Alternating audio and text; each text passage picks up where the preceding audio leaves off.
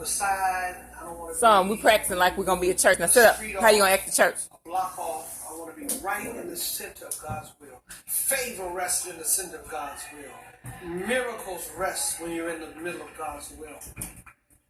No one talking about how to know that, because it's not something that God's hiding from you. He wants you to know it. Unfortunately, so many people don't know God's will for their life, and they end up making horrible choices, bad decisions. Sit down like you at church with your brother. I've talked about this on multiple occasions. You'll finish your hair in a minute. In prior times, I've talked Sit about up, this. sit I back. looked from Y'all gotta Proverbs learn how to 3, sit down. Verses 5 through 6, where it says, "Trust in the Lord Come here, with all son. your heart, lean not to your own understanding. In all your ways acknowledge him, and he shall direct your path." We talked then about the fact that when you acknowledge God, he will direct your paths. That's Proverbs 3. I've also talked about knowing God's will from Romans chapter 12, first 2 verses.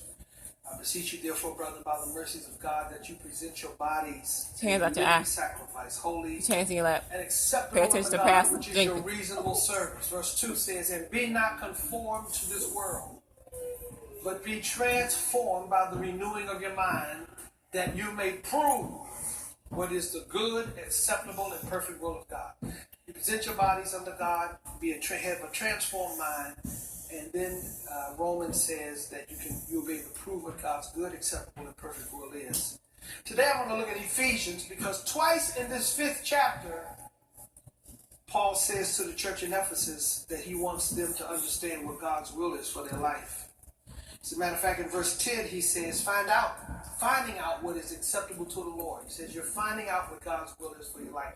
That's verse 10. In verse 17, he says, "Therefore do not be unwise, but understand what the will of the Lord is." Bottom line is, Paul's challenge to the Ephesus church and to you and I today is to know what God's will is for our lives. He wants us to know what the acceptable, what the good, and perfect will of God is for us. He tells us to do that, and that's what I want to talk to you about today, how you know what that is. I want you to be able to prove it on a day by day. I want you to be able to find it, discover God's will for your life. Stop accepting less than God's perfect and divine will for your life.